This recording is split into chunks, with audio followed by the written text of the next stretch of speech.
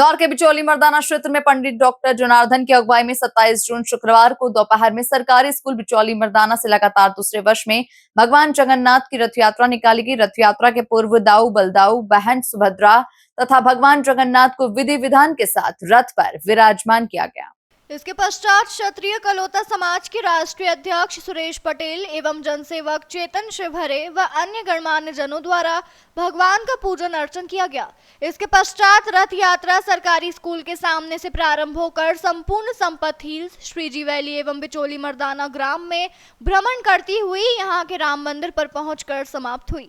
आयोजक पंडित डॉक्टर जनार्दन ने बताया कि राम मंदिर में भगवान जगन्नाथ की मौसी मां का घर बनाया गया था।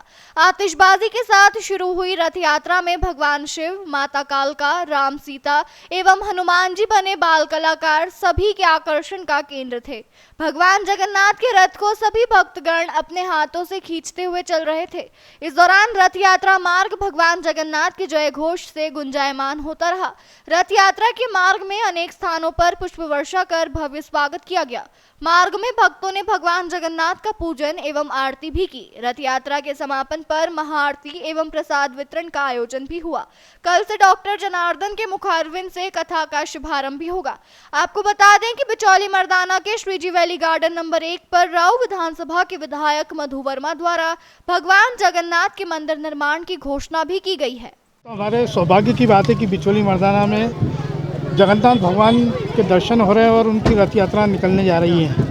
ये हमारे लिए बहुत सौभाग्य की बात है कि भगवान जगन्नाथ यहाँ तक पधारे हैं और मैं उम्मीद करता हूँ कि आने वाले समय में बिचौली मर्दाना श्रीजी वैली में एक उनका भव्य मंदिर बने और भगवान का आशीर्वाद हम सभी लोगों पे बना रहे।